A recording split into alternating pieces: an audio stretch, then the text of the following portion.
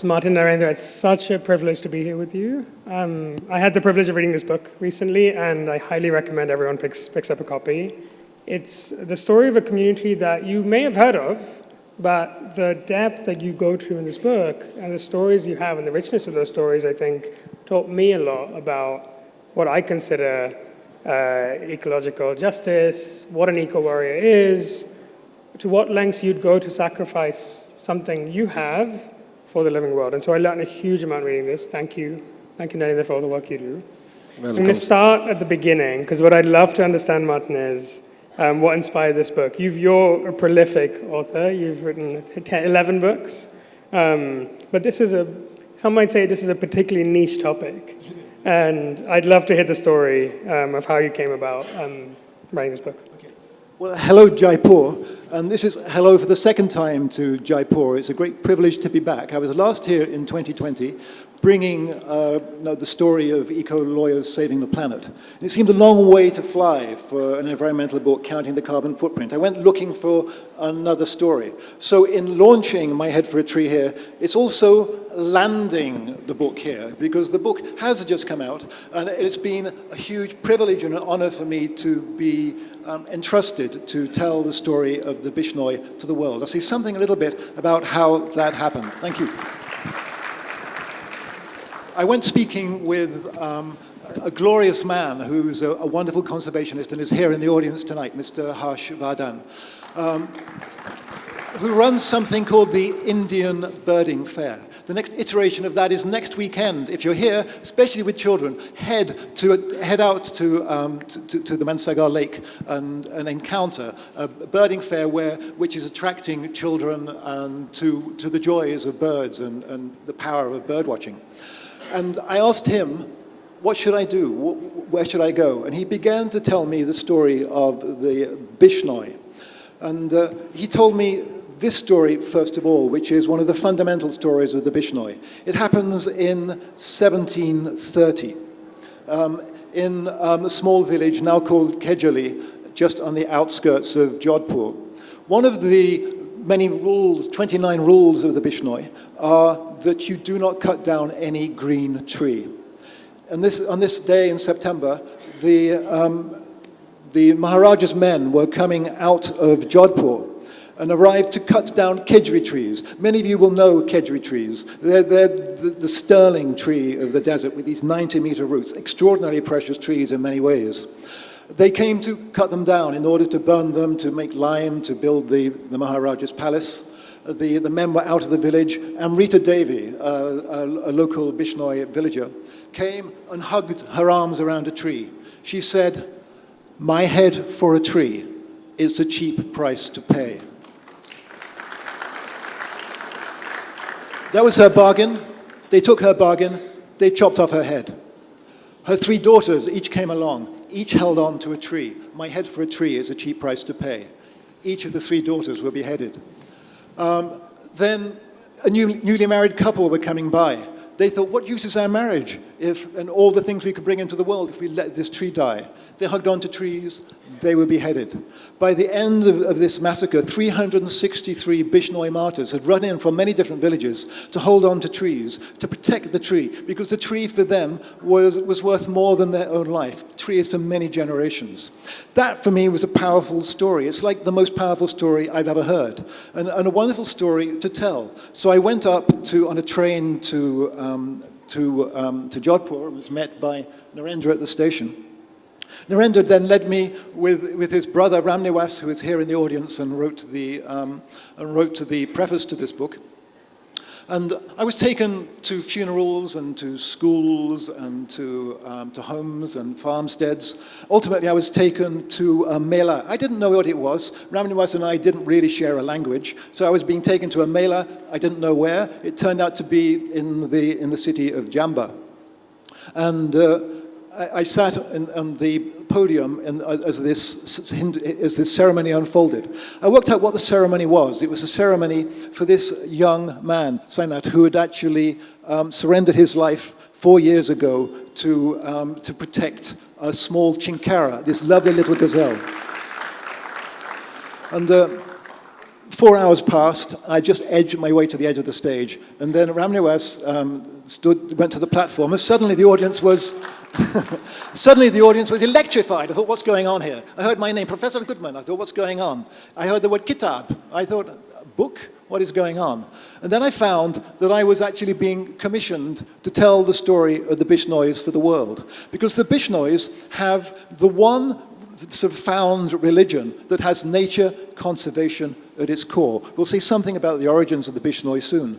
But they can't save the planet on their own. They worry that all the care they're giving to the planet and the skills they have of living in harmony with the planet, rather than in destruction or in anxiety about what's going on, were their own and they needed to be shared. So they asked me then to tell the story to the world for the first time.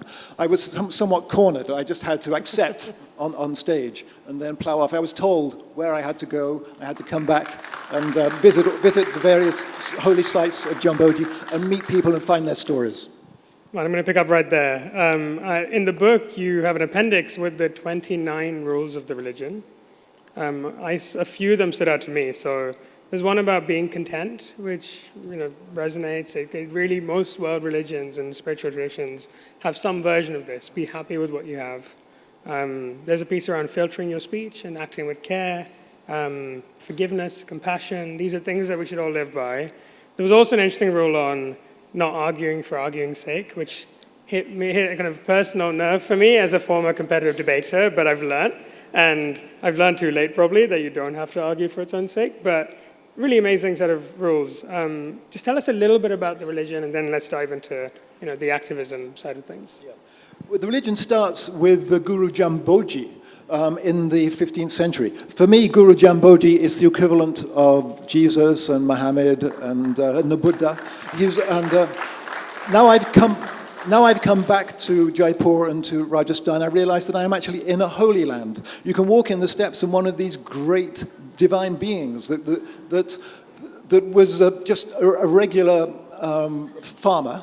When his parents died, there are many miraculous stories about his birth and relationship to Krishna. But then, as his parents died, he retired from all of his farmstead and walked up a dune, sat under a tree, under a kankari tree. And the world at that point was going through this disastrous, prolonged drought. So people were having to chop down their trees and kill their animals and eat them. It was a time somewhat equivalent to the time we have now.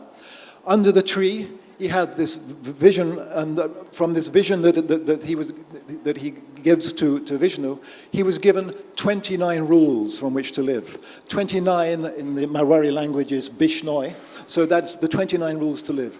A third of them are explicitly about conservation, taking care of nature, taking care of animals, being vegetarian, don't kill anything, let all animals lead their natural life. A third about spiritual practices, how to, at the beginning of the day, you take a shower, things like that. And a third of them are rules, like you say, like be honest, simple things. But this division for me into that's about nature, that's about how to live, no, that's about spiritual practice, are a little false. Because if you're saying not arguing for arguing's sake, if one of the rules is don't say bad things about anybody who isn't in the room, who isn't there with you, these are good because it means about not promoting yourself about others. It's not making yourself special. It's that everything is equal. That's my sense of the rules.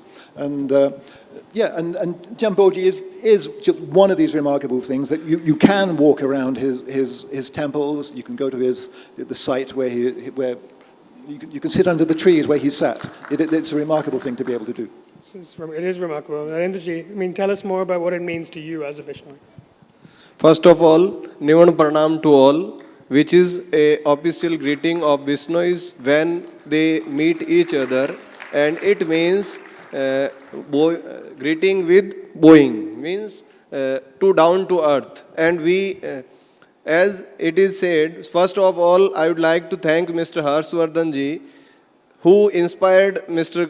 Goodman to know about the community who lives in the desert areas, remote areas of Rajasthan, especially in western Rajasthan, where no connectivities is available, or they lives in villages, or we can say that dhanis, where the communication is not so proper. And these teachings, we can say Guru Jambeswar is the first environmental scientist who gives 120 words in his preachings and 29 rules. These all are based on scientific and hygienic reasons. And at that time, the education was not so proper, so they link or connect each of the rules to the religion so that people can follow them easily.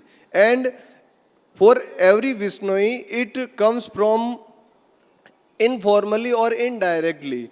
As you know that we all live in villages, and in villages we live in joint family, and there is not so much connectivity of internet and other things. So in night, our bedtime stories is we live with our grandparents, grandfather, grandmother, and all these relatives live there, and all the children sit together, sleep together at night. And it was our bedtime stories that what our ancestors do for the protection of nature, for the protection of other, and how hard worker they were, that they lead to us to this world. And it is our duty to continue the legacy of these our ancestors, and it is our duty to protect earth and environment. And these are the things we have learned indirectly in our childhood, and still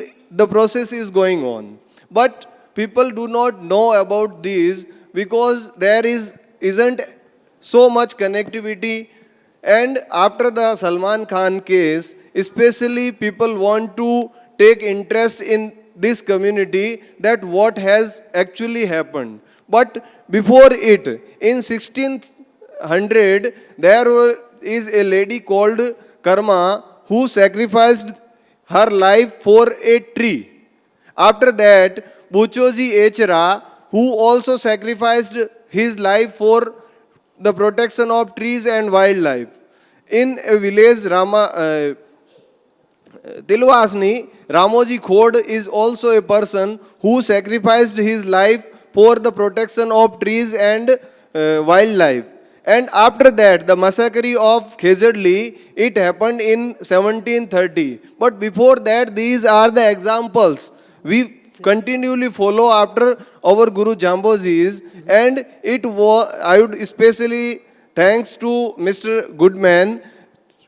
He came here, live with the community, and all these things he feel. If you learn, you cannot understand what actual means. But when you live there and you see all the proceedings, all the activities from morning to evening, how their routine work is, how they are connected with these all today also, and what is their routine, then you can know what is the real life or real contribution for the society and for the earth. Thank you. Brilliant, thank you. It's very inspiring, thank you. So, Martin, I'm going to zoom out a little bit and talk about, so the book, the subtitle of the book is, can you hear me okay? Can you hear me okay? Perfect. So the book's about eco-warriors, right? And that implies a degree of active rather than passive resistance. Yeah. The story of the tree can seem to some like a passive act, right? Where you put yourself in the line of fire, you martyr yourself, and through that you send a message to the world. But your book quite clearly makes the case that this is an active form of resistance as well, and one that isn't simply confined to Bishnoi land, but interacts with the law and the legal system and the protections that do exist, even if they're imperfect. It interacts with the education system, as Narendra works on. So can you tell us a little bit about that and the active form of resistance that you encountered when you wrote this book?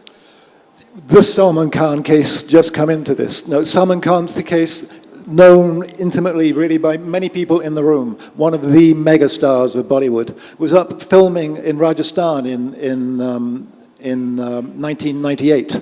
And for amusement of an evening, he and some actor friends would take a jeep and night vision goggles and go hunting for chinkara, hunting for blackbuck. If you don't know blackbuck are astounding creatures. No, they are these the antelopes with these wonderful spiraled horns like the twin unicorns, and they're an endangered species under the Endangered Species Act. And at night in this small village, they heard shots. Two villagers went out, found the actors next to these two slain blackbuck, and took action. They took action to chase, first of all, the actors as the actors fled, to chase them back to the town, to guard the evidence, and then to make sure the evidence was brought in, to make sure the police were brought in. But that's the beginning of action. Obviously, if you take on a megastar, you take on Bollywood. And we're talking about villages here, small villages. And they took them on, and they took them on for year after year after year. We're talking 1998. This case is still ongoing. The chapter on Salman Khan had endless legal reviews to make sure it was okay, because it's sub judice in that way. But Salman Khan was found guilty. He spent some days in jail. The poaching animals decreased enormously, because people thought, well, if the people can... if Salman can't get away... There's a risk of getting caught, right? That's right, yeah. But what strikes me there is that the people called in the lawyers when they felt the law wasn't right. There's a veterinary surgeon gave a very suspicious post-mortem result. They managed to change it. They gave moot courts and trained up the villagers to be able to withstand trial after trial after trial after trial, to go back after appeal after appeal. And then Ram Niwas, who was part of the what is called the Bishnoi, I love that, the Bishnoi Tiger Force. You've got to believe in the Bishnoi Tiger Force. But he has now trained himself as a lawyer. Many of the young Bishnois now are learning the law, because the law is what actually guards our planet. And the law, if we disregard it, becomes useless. So you become guardians of the law as well as guardians of nature. So that is what's happening.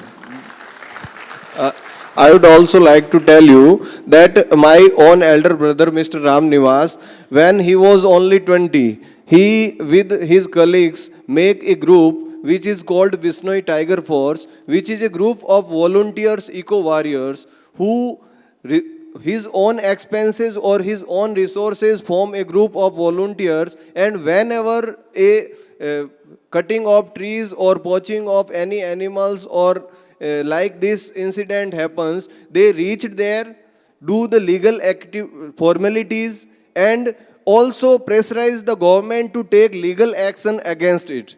And at that time, he was just 12th and left his study. But after several cases, he noticed that the legal system is so weak that a hunter or the poachers can be free easily. Then he enrolled himself into university, completed his BA, MA, as well as LLB, and at present LLM. And now he is doing his PhD in law to advocate and to trying to making the best imprisonment for the poachers. So it is when he also enrolled and doing such a work for 22 years without any, we can say, profit or anything selfless. Follow up. So that's incredible, right? Yeah. And congrats to you, congrats to your brother. Thank you. I really mean it. It represents a huge sacrifice, right? Of time, of energy, of personal risk. I think about this a lot. In my book, I interviewed lots of people who live within natural ecosystems, protect them, and build some form of economic or social case for preserving them. And all of those people and all the people in your book have taken risks. Your book poses a question to us, the readers, which is really what we're prepared to sacrifice. And I can say, as someone who cares deeply about the environment, I can say it's a lot, but I've never been tested in that way. So I'd love to hear your take, Martin, on how you would answer that question for yourself. And then for the people in the room, if they were thinking about their own environmental concern, how far should we go? Okay, how far should you go? I wondered about this at the beginning. I thought, well, I might give my life for a child or even a blue whale. Would I give my life for a tree? And my answer was probably not, you know. And then I got a change in that. I went to, on the road up towards Bikaner, there's a wide, empty plain. With lots of electricity wires and pylons all around it, and I was taken to the middle of this plain, and this is the plain where there used to be a forest of kedgeree trees, and the kedgeree trees were all illegally chopped down in order to build a solar farm. There's no need. You can actually, in Bikaner, they've actually managed to, you know, place the solar panels so you don't chop down the trees. But the Bishnois had gone and they'd buried the evidence. So the Bishnois went and got some diggers and dug these trees out of the ground. And the Bishnoi protest then was for them all, you can't hug a tree. So the Bishnois came from all villages and they all lay flat on the ground, hugging the ground where the trees had once been.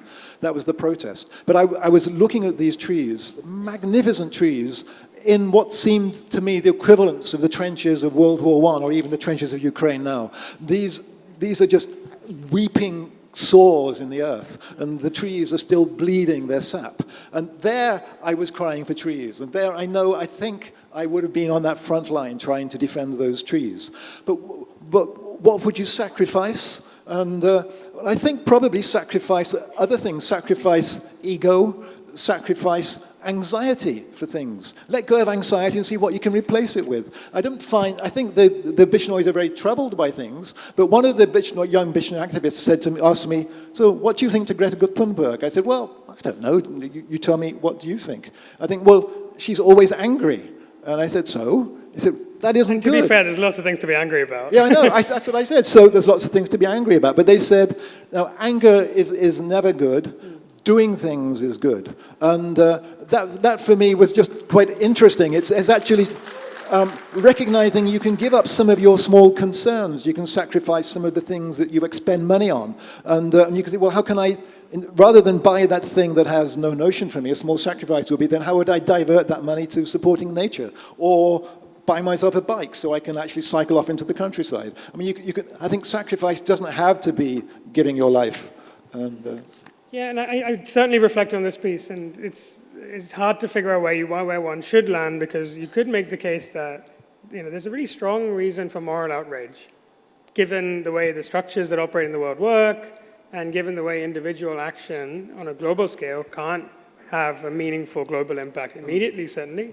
And you know, large corporations and kind of lobby groups have actively pushed the idea of personal accountability over systemic change. But what I think was super interesting about your book and your work and the Bishnoi community is those two things are not in tension, right? Individual personal accountability, responsibility, and the precepts in the religion work quite nicely to actually create systemic change. So there's something there that I would love to dig in on, but we only have 15 minutes. I do want to let the audience come in and ask some questions. So I'm going to end with something I've been thinking about a lot, which is the fact, I mean, just look outside. We're in early February now, 1st of February. It's 26 degrees. And it's a warm winter by any standards. The climate is changing. We hit 1.5 degrees last year. The ecology of Rajasthan, the ecology of all of India, the ecology of all of these ecosystems in the world, in a changing climate, looks quite different. Not just now, but in 50 years and 100 years. So how do we think about that? I mean, we're not where we were 300 years ago. How do we think about that and process that? I think where we were in the 15th century when Jamboti got his sort of 29 rules to live by was a time of extreme drought, extreme, horrible drought. It was extended. It became the mega drought of Europe as well, throughout everywhere. So his lessons of how to live came from then, which were sort of living in harmony with the world. And what I like about the Bishnois is that their sort of generic memory goes back to that time. And so I think Rajasthan, and how you're coping with this, I sat under a tree, the tree under which Jamboti passed away. This was in 2022. On that day, I think it was 37 in Rajasthan. In London, it was 40. It had just gone through 40 for the first time. Planes couldn't land at Heathrow Airport because the tarmac was melting. So I think, in the way that Jamboji was leading the way as a great thinker as well as a great spiritual figure, I think Rajasthan has lessons it can teach us all, because desertification is real. Millions of people are going to see their lands turn to desert. So, I mean, I didn't find the Bishnois that I spoke with found that seasons were changing and things were adapting. You have to change your harvesting things. Obviously, you have to become more caring. They're planting more trees all the time to try and combat this thing. So you find the forests are growing. They're finding extra water for their animals. They're digging extra ponds for the wildlife. So you adapt to the way your environment is adapting, but you've also got this institutional memory. I think in China at the moment, there is some remarkable work going on to actually save the ecology, because they can actually look forward to having an environment that's around for their people in 1,000 years, rather than the 5-year cycle of the democratic cycle of how do we get elected again. And I think the Bishnois have the same run going back to the 15th century. So I think people with a long run, not these immediate interests, are actually quite important, because the planet will endure with or without us. Absolutely. I would like to conclude that even today we are trying our best to protect our environment, and as you know, the name of the development, we should not cut the trees or make harm to earth. As you know that Rajasthan is the best place to solar energy, and in the name of the solar plants, many khejdi trees are cutting even today, and Bishnois are making protest. They also start from Bikaner, Jodhpur and western Rajasthan, and even still fighting. I would like to request all the authorities and also from the listeners that this may be a remarkable point, that we want to amendment in the law. The laws are from 1972 or 1980s. At that time, cutting for a tree, fine was only 100 rupees. At that time, 100 rupees has value. But in nowadays, 100 rupees doesn't have any value. And if anyone cut the tree, we want to take legal action against him, he pay for 100 rupees and release. That is the real problem. We all have to do. It is easy to talk, but we have to do something to protect our nature as well as our environment. Thank you. Thank you.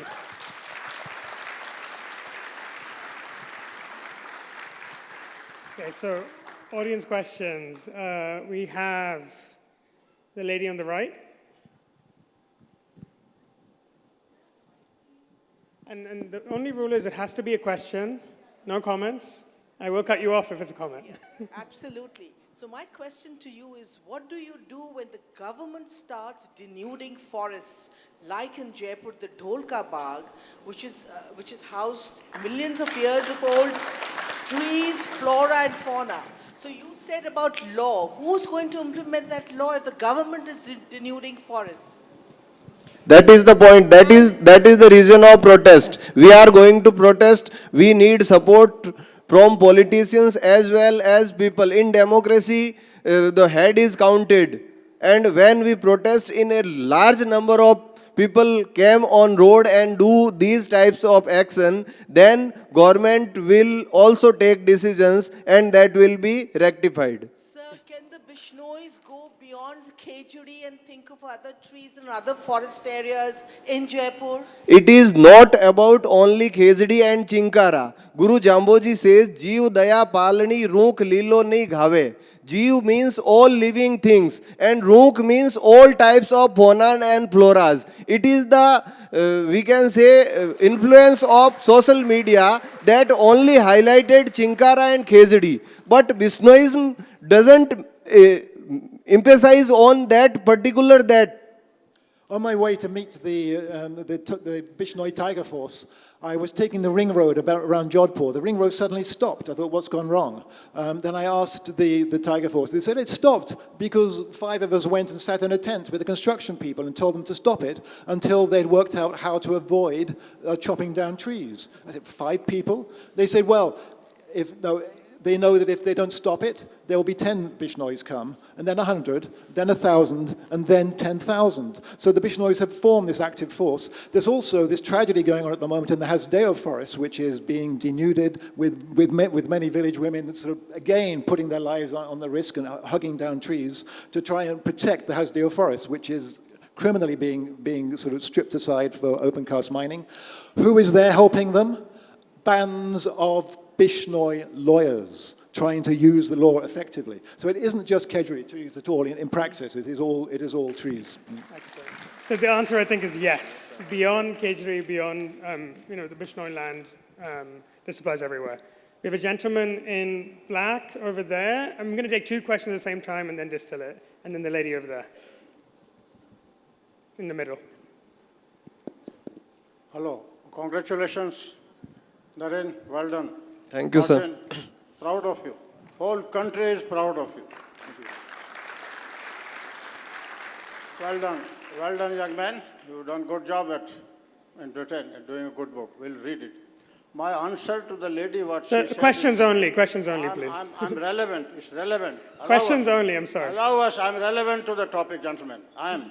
All right. When Dholka Bagh came up, there were only 20 persons there. Kavita Srivastav led it.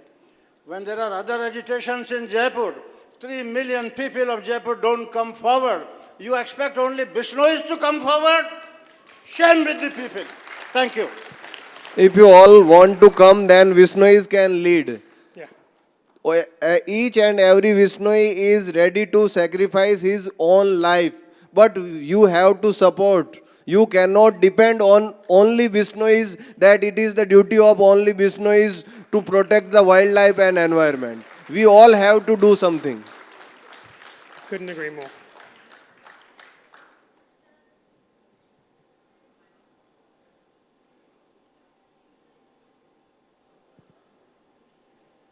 And thank you for your comment. Thank you very much for a fantastic discussion.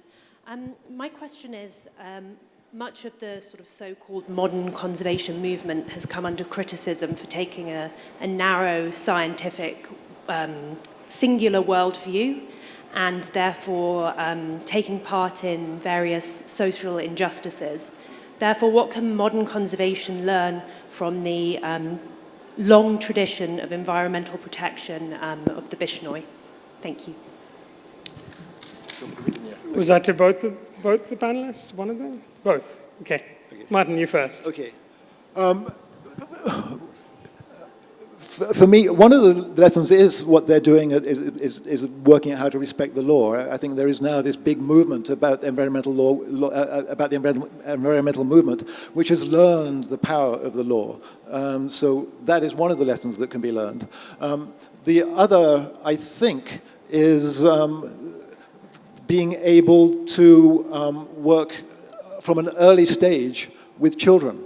And for me, there's a lot of learning to be done from children. I've found that there are a lot of supporters for environmental movements now are being guided by their children. So I think there's a lot of work that the Bishnois just from birth, they imbibe the importance of living in harmony with nature, and I think just accepting that, that there is hope and kind of joy rather than just struggle all the time in recognizing the purity of the world around you and the bringing the young up in spirit of that, and that's what I believe. But, Narendra, any comments?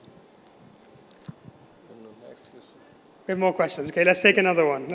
So, why don't we go all the way in the back? Can't see someone in black.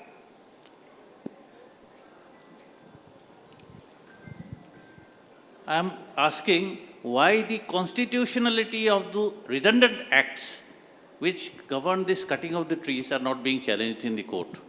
This is one way which we can advance the cause of the nature. Any specific comments on that? No, I mean, I think when I saw the kedgeree trees that had been buried and felled, one of the immediate answers there was that the Google Maps had shown that the kedgeree trees were there. Someone had signed a form saying that there were no kedgeree trees. That was obviously an illegal act, and it needed lawyers to make sure that that was sort of chased down, but also that that would not happen in any other site. So it needs lawyers that are able to really enforce environmental impact statements. And but that's something that actually needs more funding and more people to support the Bishnoi activities in that case. That's a quick answer to that. We are trying our best to make people aware, and when mass of people demand, then that will be done. Not any one person can do. He can contribute his own 100%, but policy makers seek attention of all peoples, and when people demand it, then definitely it will change. So we need support of all. I couldn't agree more. And Narendra, there's something in there that you've said a couple of times. I want to pull it out. I think we assume the law is static, when actually what you're saying is it should reflect the will of the people who it should govern. And there is more agreement than we think. We just assume we're powerless. And the Bishnoi can lead, but others can follow. So thank you for your work. Gentleman in the red T-shirt in the back. And then we'll take one more at the same time. So I want to take one from this. Any on this side? So, hello. My question is, I think what I have seen around as far as the ecology is concerned, greed and corruption are at the core of the things which we see around everything, right? However, laws, you have been talking about redundant laws. However, good laws also if you make, if consciously, not just among the Bishnois, among the society in general, if you inculcate those things, these things won't change because it is ingrained into the deep into the society. So through the surface, how do you change? So maybe the question is, are people driven by greed or are they driven by love? The author's duty is to raise a voice, and it is the duty of audience or listeners or readers to think about it and do the needful action. Mr. Martin Goodman do his duty very well, and he point out the problems and also show the path of Bishnoism, which is according to our environmental system and sustainable life. If we follow, then definitely we can protect them, but otherwise we are not policy makers. It should be done only by policy makers, and when public will demand, it will definitely be done. Martin, any thoughts? I think you can actually stand back and say, okay, there is greed and there's horror, and that's part of this anxiety about the world. Nothing will be done because there is corporate greed and there's things like that. But you can actually, one of the things that really struck me was that we often say, well, I'm really worried about that, but I'm really busy. I can't do anything. What I found within this book was that I met Pooja, who's she's a trainee teacher. But she also runs 24/7. She runs an animal rescue center in her own garden. I met Ranaram, who is in his 80s and has now spent 60-odd years planting trees in the dunes and greening the desert. I met talking about the great Indian bustard. I met Radheshyam, who's giving his life and his mentor to save the great Indian bustard, to protect it, to actually build a communication system where they use their own little money to pay people with mobile phones to actually spot anything. So he and his little, and the Bishnoi people are guarding hundreds of square miles to protect, keep alive the great Indian bustards. So there's this action you can do. So you can actually say, I'd love the world to be better, but there's greed and corruption. Well, model something different. Model something that isn't greed and corruption, that's taking care, and that's great. And then become the mass voice as well. Amplify. Read the book and say, "Oh, that's interesting. What could I do? And can I amplify?" The Bishnois will try and the Bishnois amplify the work of others. Amplify one voice when we have 30 seconds left. The final question from the lady in the front. Yeah. Okay.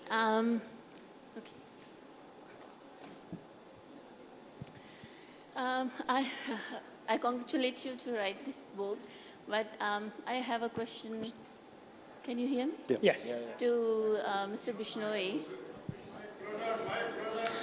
Have you ever given a thought of expanding this? Because how I see it is, it's very, on a very small scale, and I don't think that if we just confine ourselves to our house or to the neighborhood, it's going to have a big impact. I'm not saying that you are not doing a commendable job, but I'm just asking a question whether you have given a thought about, making it a big movement, not just in Rajasthan, maybe in India, throughout the world, because that is what is required today. Thank you. Yeah. Yeah, we are doing our best. Not in Rajasthan, we also have protest against all these types in the capital of India, New Delhi, and also other places. And where Bishnoi lives, either it is Haryana, Punjab, Uttar Pradesh, Gujarat, Rajasthan, wherever any types of these activities is happened, the first voice came from the Bishnois. So we are doing our best. We have support from all the communities. We are ready to lead. And I think it's fair to say it's our jobs to follow. Yeah, and this is also day one of this book. It's launch. You're hearing it now. Spread the word. Read it and enjoy it. Spread this Bishnoi message. Martin, Narendra, such a pleasure, such a privilege. Thank you. Thank you, everyone. Thank you very much for coming here and